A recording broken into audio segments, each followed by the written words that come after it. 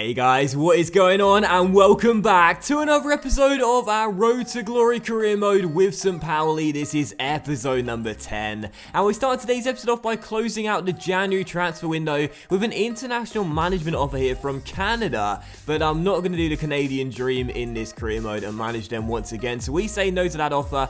And also we try and complete the signing of a Cameroonian striker, Thomas Olivier Amang. We had a £1.2 million fee agreed with Mulder in the last episode.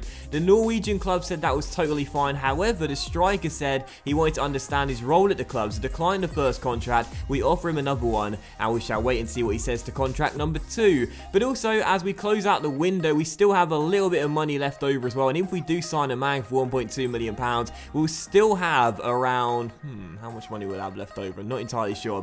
Maybe about £2 million possibly at our disposal. So because of that, I decided to go in for a new centre-back, because right now, of course, we still have 3 really good centre-backs here. De Ligt, Sobiek, the skipper, and of course Tylo Kera as well. But after the sale of Philip in the last episode, and after his transfer request was granted, he went to Freiburg for £3.5 million.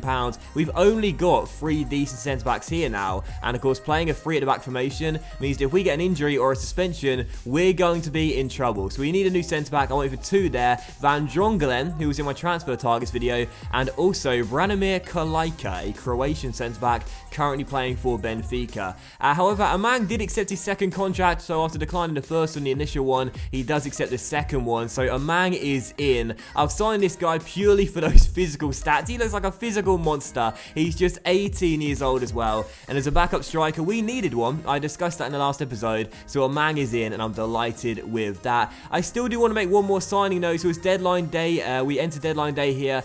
We tried to complete the deal of either Kalajka or Van Drongelen. I wouldn't really mind either of these centre-backs. Both 18 years old, both 68 overall, both with similar potential, both on similar wages. Both Benfica and Sparta Rotterdam did decline our first and initial transfer offers, so we put in secondary bids of £1.4 million for each, and really it all came down to which one could I get cheaper. You know, I was putting in these 2 bids for these players here, and I was thinking, I don't mind which one comes in, it just depends which club accepts the deal first. You know, that's who I'll sign. So as we continue the back and forth with both Benfica and Sparta Rotterdam, in the end we both had accepted bids of £1.7 million. Should say both clubs accepted bids of £1.7 million for their centre-backs. And right now Rick Van Drongelen seems to be physically a little bit better than Kalajka. He's quicker and his strength rating is 1 higher than the Croatian, but Kalajka, is that how I say it by the way? Kalajka is 6'5", so he'll be a real presence from corners, and his strength rating is only 1 lower than the Sparta Rotterdam defender, and he also weighs more as well, which I assume will help him gain strength a lot quicker. So when both of these bids were accepted, they both declined the initial contract, which I thought was just typical, right? Neither club or player was going to accept before the other one. We offered new contracts for the players here. We gave Kalajka squad rotation stats, and I think I said the same to Rick Van Drongelen as well. It really just came down to which one I wanted more. Both were going to cost us the exact same amount of money. Both were going to be on pretty much the exact same wages. Van Drongelen, £800 a week more, but that's nothing really. So it was basically the same amount of money for the same sort of player. But which one do I want? You know, the taller player or the quicker player? And then I thought to myself, well, to be honest, I want us to be aerial threats from corners. I did say when it comes down to physical players that I'll be signing, I want us to be able to sign some tall players as well. We have Philip Billing, we have Sobiek, they're both 6'5" and up as well, and I want us to really be a presence from corners and from set pieces too. And whilst Van Drongelen is the quicker player, I feel as though that strength rating is probably going to be increased quicker with Kalajka weighing more as well. So in the end, I decided to go for the Croatian, also because I want variety as well, and we've already got 2 Dutch players here in Justin Bijlo and Matthias de Ligt. So because of that, we went for the more varied option, if you will. Kalajka comes in for £1.7 million. Whether I made the right decision or not, I guess we'll find out as the years go by, but really, they're both such similar players in terms of the overall, the age, the potential, and of course their stats as well. It wouldn't really have mattered which one I decided to sign here. It was just personal choice really. I wanted more variety. I said in this career mode I want a diverse team, try and get as many nationalities represented as possible, and I feel like with the Croatian coming in, he'll be the first Croatian to play for St. Pauli under my regime as well. I think it will turn out to be a really smart signing. However, his valuation did drop. I I noticed as well. He was previously valued a little bit higher than what he currently is right now. His valuation dropped a little bit to under £1 million. I don't know why that is. Someone's told me that happens when their potentials decrease as soon as you sign them. I don't know whether that's true or not, but hopefully not. But anyway, Kalaika arrives, and again, maybe you would have preferred Van Jongelen, but for me, I think he'll be the better choice. I really do. With him being 6'5", with Sobiek 6'5" as well, Billing 6'6", that's 3 players that could be in our first 11 at all times, being 6'5" or taller. We are going to be a real handful from set pieces, I'll tell you. But anyway, as we were closing out deadline day, I was going to make one more signing on a pre-contract with limited funds available, and I saw in the last episode quite a few of you guys saying, try and sign David Villa from New York City FC. Now, of course, we've already signed Iker Casillas, so you guys thought, well, why not bring in another veteran Spanish legend? Bring in David Villa and sign him to St. Pauli. And I thought, well, you know, there was quite a few comments from you guys saying try and bring him in. I wasn't really thinking about it. Once we signed a man, I thought that's our backup striker sorted. Buhaduz is continuing to bang in the goals as well. I was thinking we probably don't need another striker to buy, but he's 80 rated, he's 35 years old, so he's going to decrease in stats very, very quickly. I'm almost certain of that. But at 80 overall, you saw his stats there. He's still got some really great technical stats, and he's still got something to offer this club, I'm sure. He declined the first 2 contracts, not a real surprise, but just like with Casillas, we weren't just going to let, take no for an answer. We still wanted him. I gave him a 1-year deal as well, so he'll only be here for a season next year, but I think that'll be enough. He'll probably retire after that anyway, with him becoming 36 very soon. I think he'll be a great signing for us, and as you can see, with 2 hours left on deadline day, he does decide that next season he's not going to stay in New York, he's not going to stay in the Big Apple, he's going to come to Hamburg and play for St. Pauli here in Germany. And I must say, I said I wanted this career mode to be a little bit different, I wanted it to be diverse, I wanted it to be, just featuring some weird signings that I would never make otherwise. David Villa is going to sign on a pre-contract on a 1-year deal for next season. He'll just be here for the year, but if he keeps us in the Bundesliga, if we get there, which as things stand right now, does seem pretty likely. I mean, him and Casillas in the starting lineup for St. Pauli at the Milan Tour. I just think this is going to be an amazing team. Such an interesting, unique side. And David Villa is joined on a 15 grand a week deal for 1 year. And I'm so glad that he's coming in, as well as Iker Casillas. What an interesting side we are building here with St. Pauli. But anyway, transfer deadline day did end. So we spent £2.9 million in total in the window. Of course, bringing in quite a few pre-contract players as well. But also we raised £6.75 million.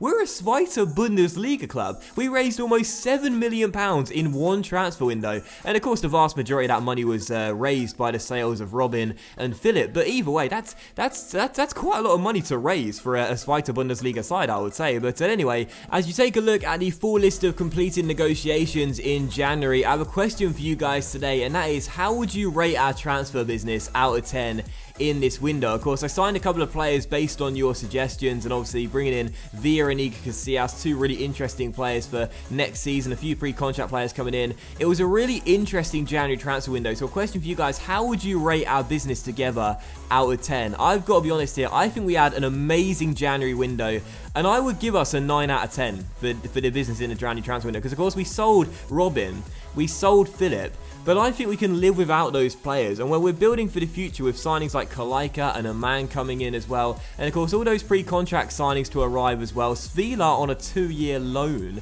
on about £1.5 grand a week. I mean, I think we did some amazing business in January, and I'll give ourselves a 9 out of 10 for the business. So how would you rate our January transfer window together? What would you give us out of 10? I would say a 9 out of 10. I think we did some amazing work in January, and I'm super excited for next season, and of course the remainder of the first season as well. But this is our team then past the January transfer window and until the end of the first season, how it's currently set up right now and how it's currently looking. I've also improved our team to a 3.5 star rating as well, so making progression already in the first season, already up half a star. That's fantastic, and hopefully next season we're going to become a 4-star team where surely we'll be competing in the Bundesliga, even though there's just under half a season to go. We are 7 points clear of Stuttgart and 10 points clear of Bielefeld in 4th place, who are of course the final position outside of the promotion playoffs. So it's been a great first half of the season, and today in the first and only game of the episode we take on one of the 3 teams that have only beaten us this season so far in the league, Hannover 96,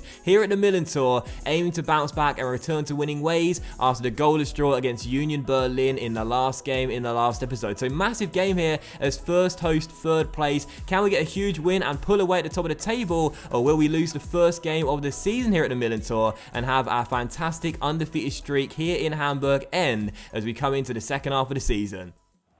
And we're trying to get the first chance of the game here with Klaus down the left-hand side, whipping one into the middle, and Kera had to get there, and he did, thank goodness, as it's cleared away. You know, Hannover are one of only 3 teams to have beaten us so far this season in the league. And I must say, in that game, when we were away from home, they beat us and beat us pretty comfortably too. So I am definitely wary of their threat in this game, despite the fact we still yet to lose at home this season. They could become the first team to beat us here at the Millantor. I wouldn't be surprised to see that happen either. However, my hope, of course, is that we do extend our very good run here in Hamburg, as Buhadus does really well to keep hold of the ball and find Sobota. Oh, great heel to heel flick, and the Polish winger is away, and it's the perfect start. Sobota fires it in, and just 10 minutes into the game, our Polish winger has given us the lead. And we have the 1-0 advantage so early on, and it's a really nice finish as well. A lovely heel to heel flick and a great strike past the goalkeeper across his body there. And I love the way he just sold the number 4, sprinted past him, and once he was away, he was never going to catch up. 1-0 St. Pauli, Sobota with a goal, the perfect start. Just playing at the Millantor, you know, it's our home form that's led us to top of the table by quite a few points, and obviously this being our game in hand as well, we can now extend it, and it is all down to our home form. You know, we've won games on the road. Our 2 biggest wins of the season, both 4-0, came away from home, but it's no great secret when we play here in Hamburg. It's the home fans, I tell you, man. They generate such an atmosphere, and it helps us get these wins. And what a start to this game as well. And now Sobota plays a lovely cross field for Shaheen to run onto. He's got Buhadus through the middle. I'll give it to the top scorer. It's Buhadus who goes for goal, and it's 2-2 for St. Pauli. Buhadus fires it in. What a start to this game, just 15 minutes into it. We have started off like a house on fire, playing the St. Pauli way. Attack, attack, attack, attack, attack. And a brilliant little through ball there by Shaheen. Buhadus takes his time. We've got a new striker in the team in Amang, but this guy scored his 11th goal of the season, and there is no way he is getting dropped so far if he continues to fire the goals in. It's another goal. It's 2-0 for St. Pauli, and our number 11 has goal number 11 for the season. I know we're trying to get themselves forward here and possibly back in the game. Sobiek's tackle is not strong enough, and the shot by Baccalaureus deflects off the woodwork. Well, we still lead by 2 as the second half begins. Hannover did hit the woodwork in the first half, don't forget, but I felt the early 2 goals we scored basically set the tone for the game, really, and we feel relatively in control, leading by 2, and that's always a good feeling to have as we try and claim another big win here at the Millantor and preserve our undefeated record.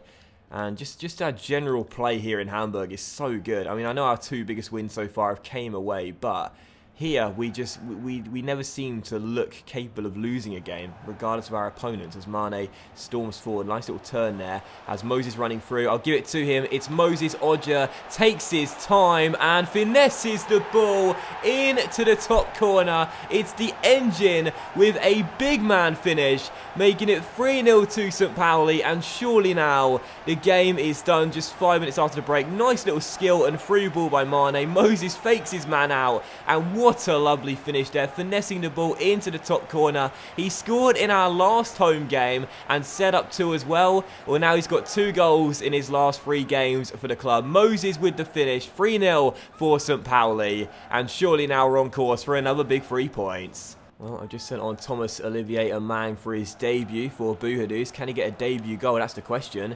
As Mane's down the right, and I'll float one into him. Why not? And then it goes to Amang. Oh, and his first touch is a bicycle kick, which just goes wide. Now, that would have been the perfect way to introduce yourself. Great cross by Mane, and the bicycle kick by Amang goes just wide of the post.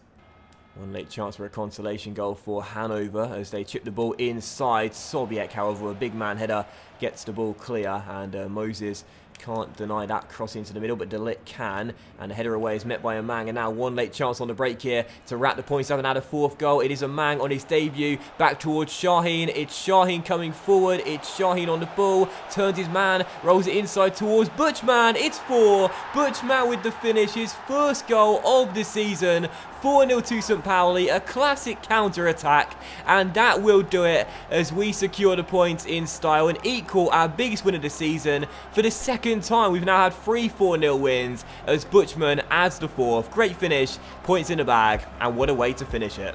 And the referee's blown for full time directly from kickoff as well. And after losing Robin, after losing Philip, I was wondering whether those 2 important players, we would miss them. You know, we would have their absence really affect us, but instead, I mean, what a way to respond. A goal destroyed Union Berlin, not the best, but a 4-0 thumping of 3rd place Hannover, a great win and a great performance. We weren't exactly dominant per se, despite a 4-0 victory suggesting otherwise, but we were clinical, and that was really, really important, especially against Union Berlin, failing to score with all the attempts we took. And that just goes to show you, it's not about how many attempts you take, it's how many you finish. And in this game, all 4 of our shots on target found the back of the net. Great win. And man of the match will go to Buhaduz as well for a goal and an assist as he gets his 11th of the year. We know David Villa's coming in next season, and Mang's in the team now as well, but this guy is still our main source of goals. And he'll continue to be our main striker if he keeps this up. Great performance. And that will end today's episode of our Road to Glory career mode with St. Pauli. So a big thank you for watching, guys. I really hope you did enjoy it. If you did enjoy the episode, then please do leave a like. Have a fantastic evening. Hope you had a great weekend. And I'll see you for the next episode of our RTG career mode very soon.